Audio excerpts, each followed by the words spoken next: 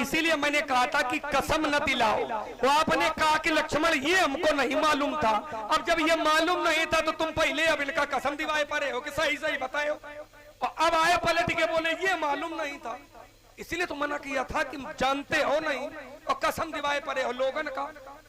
तुम अपन धारणा बनाओ ना, इसलिए हमने लोगों को सचेत किया था कि दोनों लोगों की बात आप सुनो तब कसम खाना, इनके चक्कर में न खा लेना। अब ये तो अब बताओ, पलट के बोले हमका नहीं मालूम है तो लक्ष्मण कि ऐसी बात आए कि लोग खुशी है।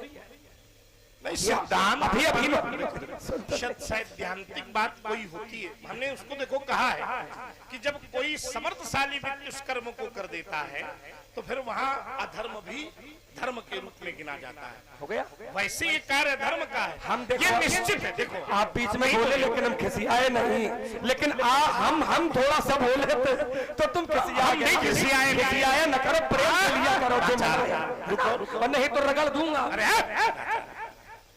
बालक इसीलिए हमने पहले कहा था कि भाई समझाओ, जानो, और फिर तुम इनको सौगंध दिलाओ। और तुम पहले ही लोगों से बोलो गंगा की सौगंध आए, और बाद में बोले हमका नहीं मालूम रहा है। तो काहे बड़ी अम्मा बन के रहा नहीं मालूम रहा है। इसीलिए तो हमने लोगों को सचेत किया था कि फरसे के दम पर न दबाव में आना। अब आपने कहा कि अगर वो सामर्थ्यशाली है, अगर मगर का होता है, तुमका नहीं मालूम है कि वो सामर्थ्यशाली है कैसा है, आपको नहीं मालूम है क्या? थोड़ा विचार कर लो ना। यहाँ कौन नहीं है? यहाँ पर त्रैलोक्य का कौन ऐसा उद्भट वीर पुरुष नहीं है जो मिथिला में नहीं है? हम त्रैलोक्य की बात कर रहे हैं, कौन नहीं है?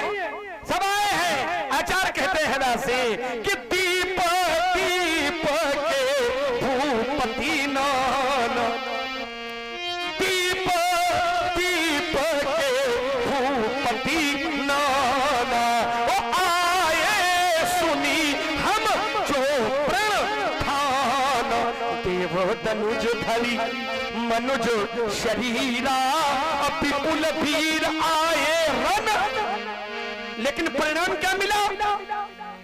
शंभु सरासन काहुना तारा।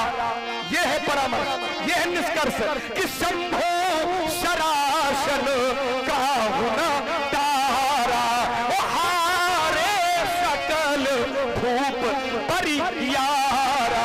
जितने आए थे उनके सबके मुंह में कालिमा पुत गई, कोई नहीं तोड़ पाया।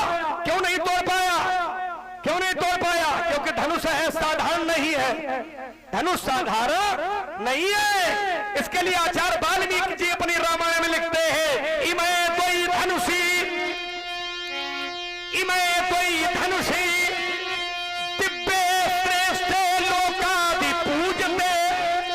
ये दिव्य था, लोकों में पूजित था, तो इसको कोई साधारण व्यक्ति नहीं तोड़ सकता। क्योंकि जो दिव्य होगा तो दिव्य का खंडन किसी साधारण पुरुष के बस की बात नहीं है। पहली तो बुद्धि यहां लगा लेते, दूसरी बुद्धि अगर काम नहीं चली थी तो सीता जी तुम्हारे सामने आई रहा है। सीता जी भी प्रणाम करने आई थी। अब सीता जी क्या है?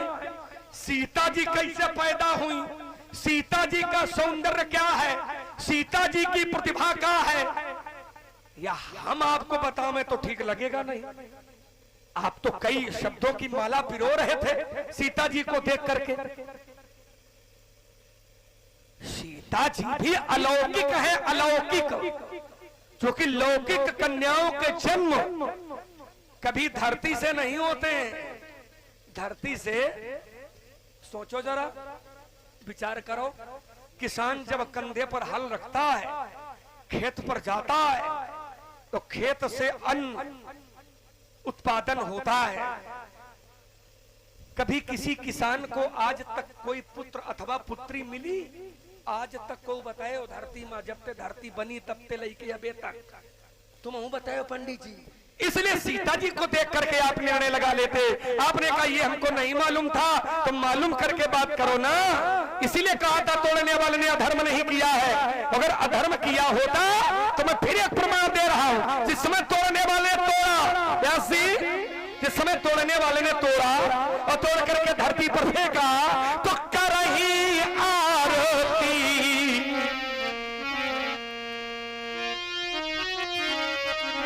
करही आरती, ये पुर नर नारी, नगर के लोग आरती उतार रहे हैं।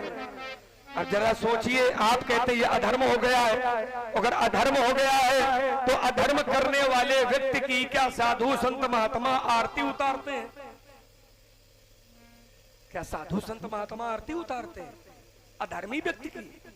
अरे न महाराज, अधर्मी व्यक्ति की साधु संत महात्मा आरती नहीं उतारते, अपने प्राणों का बलिदान कर देते हैं, लेकिन कभी भी अधर्म के पक्ष में अपना समर्थन नहीं देते। और हमारे यहाँ ऐसे साधु पुरुषों की कमी थोड़ी है। आचार्य कहते हैं किसी भी तभी जो हरिश्चंद्र नरेशा उसहे धर्म हित कोटि कलेसा, रंती देव बलिभूप सुजाना और धर्म धरे सही संकट। कभी भी ये लोग अधर्म के पक्ष में नहीं होते। तो ये सोच ही आपकी गलत थी। खैर उसमें आपने कहा कि अगर कुछ ऐसा है तो हम संशोधन करेंगे, इसके लिए हम आपको साधुवाद देते हैं। दूसरा बिंदु धारण और कर्म पर आ जाइए। हमने कहा था कि आपने जो राजाओं को मारा है तो कैसे मारा है, तो आपने कहा नहीं, पहले हमने धारण किया है, पहले हमने धारण किया है। तो धारण किया है तो ये धर्म हो जाएगा, धारण किया है तो ये धर्म हो जाएगा। हम विश्वामित्र जी की रक्षा के लिए आए तो हम राक्षसों को मारेंगे, ये हमने धारण किया तो ये धर्म हो गया। वैसे ही रावण का धर्म है कि ये धर्म है, बिना धारण करे मार रहा है का सबका। अगर आप उदाहरण ऐसा दोगे कि हमने ये धारण किया था तो धारण करने वाला ही धर्म होता है। अगर धारण करने वाला धर्म होता है तो रावण ने भी धारण करके ही संत महात्माओं को मारना शुरू किया है। जैसे आपने धारण किया वैसे उसने धारण किया। आपने धारण किया राजाओं को मारा, उसने धारण किया महात्माओं को सताया। तो क्या ये धर्म है? क्या ये धर्म है क्या?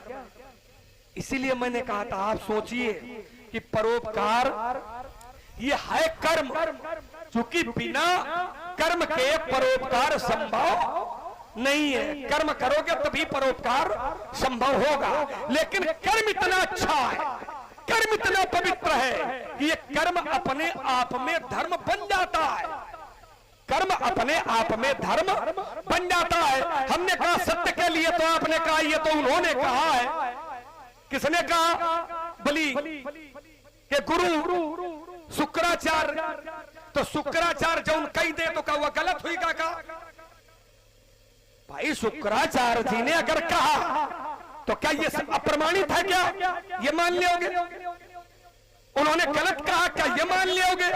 क्या ये केवल शुक्राचार्य का मत है, ये मान लोगे?